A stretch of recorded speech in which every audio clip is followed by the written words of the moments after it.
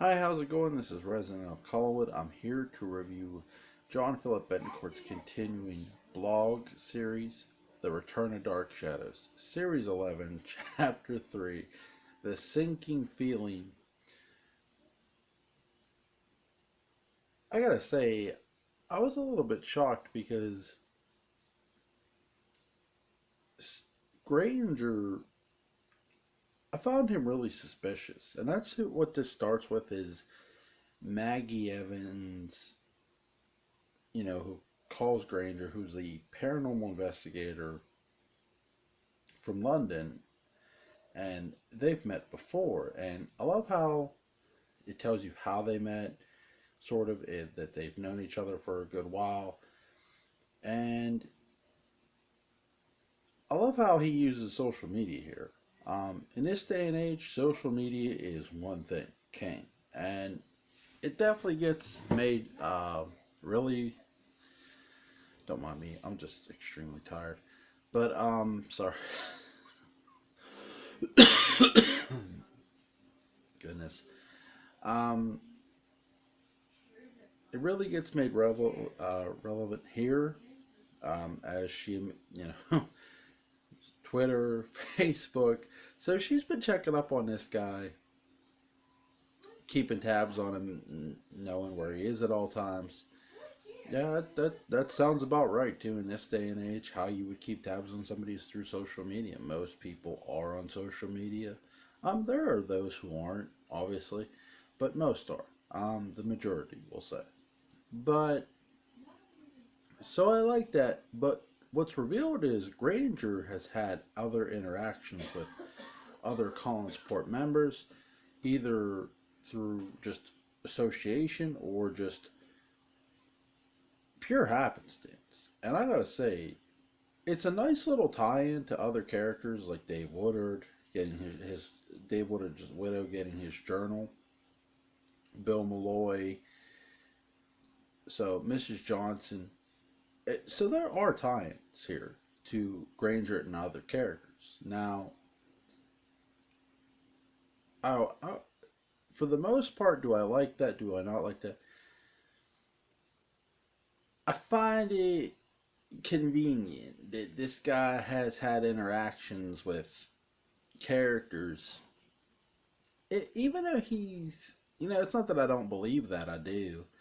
It just makes me not trust him for some reason, Granger. That there's just something about him I can't completely wrap my arms around. Not because he's, suspicious of Barnabas's, stuff, because who isn't? In any case, Barnabas is what it is. He's a vampire, but he's dead. Um, but he's trying to come back. um, so I don't know. Granger's one of those characters when you're reading him, it's like, dude, I don't know. The word shady comes to mind, and that's what I'll say. He's very shady. Now, is he the shadiest character throughout the story? Listen, that that word goes to one woman, Angelique. That woman is so shady and dirty and evil. It is sick. And before I jump into her, I do love the interaction between Maggie Evans and Serena Belmont. It's just priceless, especially Silvahan. Again, I know I mispronounced that a lot. I apologize, but I do enjoy. Uh, Hi, Seffi. I do enjoy. My daughter's going to stand in the background while I review this, but um, I do enjoy the interaction with her and Mag and Serena, because she is figuring out that Serena's keeping something from her, and it is most likely involving her dad, Barnabas, her adoptive father. But to her, Barnabas is her dad. I mean, he raised her and Julia, well, mainly Barnabas, but I do feel that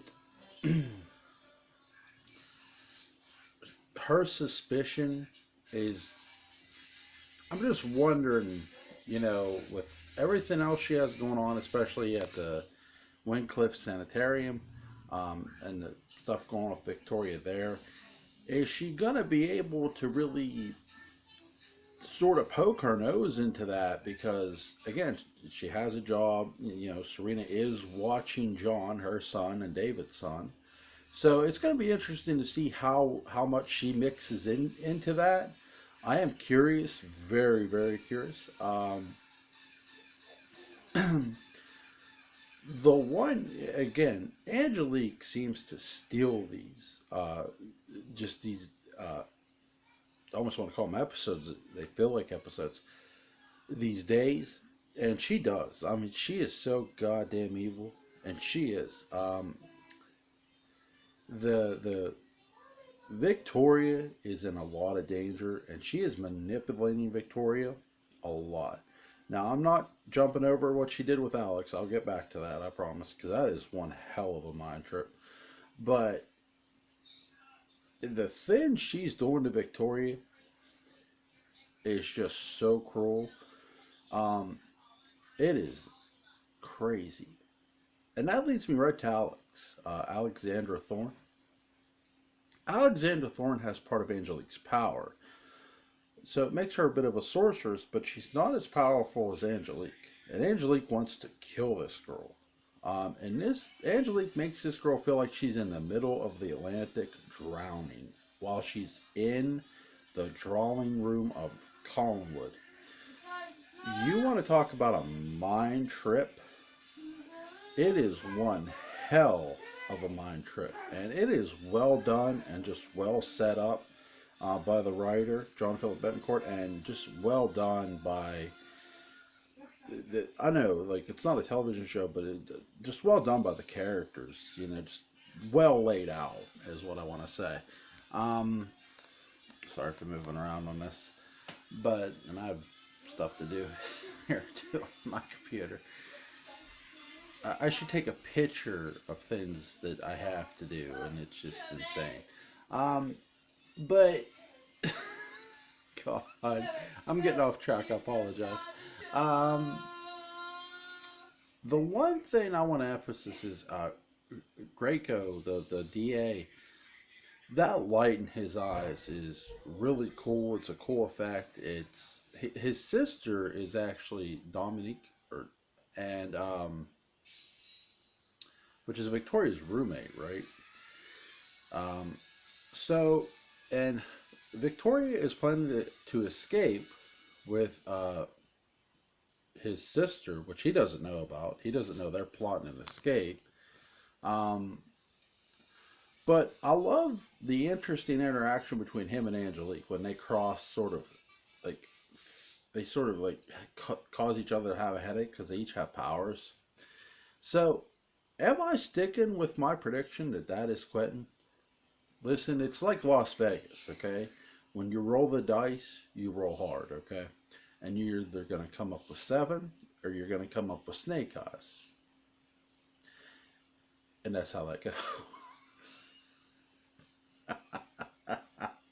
So, I'm going to stick with my pick. Listen, I made the prediction. You stick with the prediction until you're proven wrong. That's right. I just love the sequence, all the sequences between the characters. They're just really well done and really laid out well. Again, I enjoyed this day simply because I keep thinking there's no way Angelique can get any more sinister. And yeah, John Philip Betancourt basically says, I'm wrong.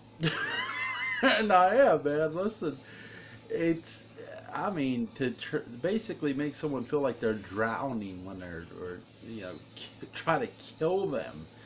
I mean, it's just cold-blooded. And she is. Angelique is damn well cold-blooded.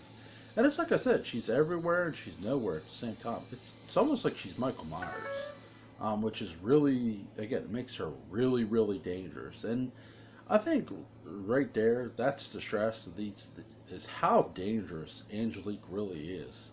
But the other danger is you really don't know who's on whose side for some of this. Like, where is Maggie's head in some of this? I mean, she doesn't really, you know, where Maggie isn't aware of Angelique. We know now. We know Alex is, but we also know now Andrew is.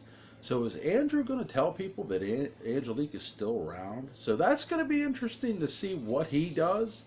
And God, I'm waiting for like Andrew to go like sort of like the Incredible Hulk, where it's like, you know how where Captain America tells him, "Aren't you gonna get angry?" Yeah, I'm always angry, and just turn into the werewolf and just start ripping the shit out of somebody. Probably most likely Angelique, but I just Andrew's intensity in this to want to kill Angelique is epic as hell. I love the we get some more of the winking by the DA, who I think is Quentin, and I'm gonna stick with that pick too.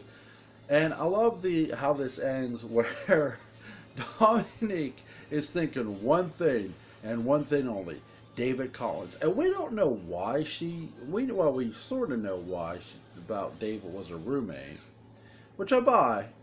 But it makes me think of what else is this woman's motive? Is she really jonesing for David that bad? Like this woman either wants to have ridiculously like just sex on the spot with David, or she wants to kill him. One or the other. But really cool episode. I enjoyed it very much. Definitely, link is going to be in the description box, guys. So like, share, comment, subscribe, and I'll try to think if I forgot anything. Wait, thinking about it. Thinking about it. Baby John, Serena, Maggie's reaction. I try to make sure I don't mess these up. That's my most, because I go back and read these like 3 times to make sure I got everything. Let's see, the Windcliff, the near drowning. I think I'm good. But like, share, comment, subscribe, and I'll see you on the next one.